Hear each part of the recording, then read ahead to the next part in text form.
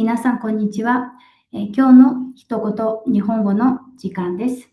За бүгдээрээ сайн байцгаана уу? Өнөөдөр Япон үг хичээлээ эхэлье. 今日の先生は同じくсайханが担当します。За өнөөдрийн хичээлийг сайхнаа багш нь заах нэ.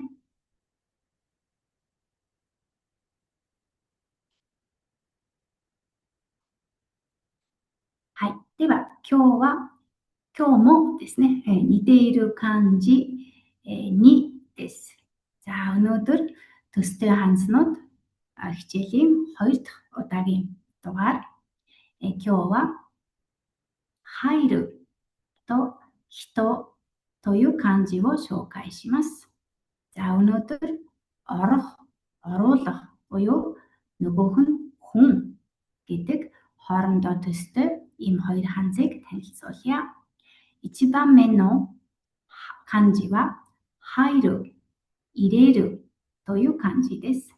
音読みは入です。訓読みは入る、入れるです. За нэгдүгээр ханз бол орох, оруулах гэсэн утгатай ханз. Хятад дуудлага нь new, Япон дуудлага нь хайру гэдэг нь орох, ирээрү гэдэг нь оруулах гэсэн үг байна. За одоо он yomi буюу хятад дуудлагатай өгүүлбэр жишээ өгүүлбэрийн доор үздэцгээе. 教室に入ります. Анги руу орно гэж. За教室гэдэг нь анги, танхим гэсэн үг. За дараагийнх нь 部屋に入ってください. За өрөөнд орно гэж байна.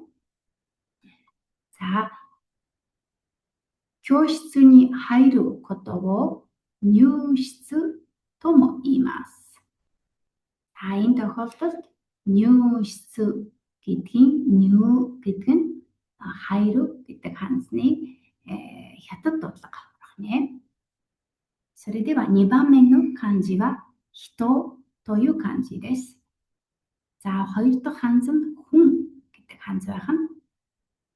За хүн гэдэг ханзны он буюу хятад дуудлага нь жин, нин гэдэг үг байна.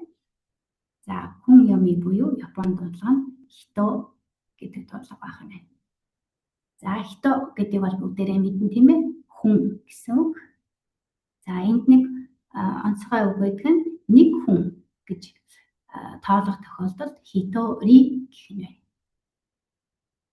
За 1番目の漢字と2番目の漢字は右側と左側が違います.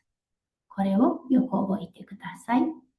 За нэг дэх ханз, хоёр дахь ханз баруун зүүн тийшээ харсан байна тийм ээ. За энэ ялгаагаар нь цээжилж болно. では人という漢字の例文です. За хүн гэдэг ханзны жишээ өгүүлбэр.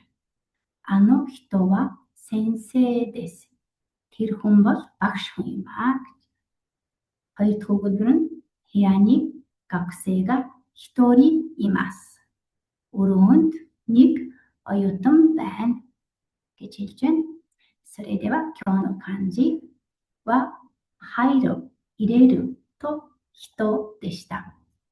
この2つの漢字の右側と、左側が、微妙に違います. この違いを、注意して覚えてください.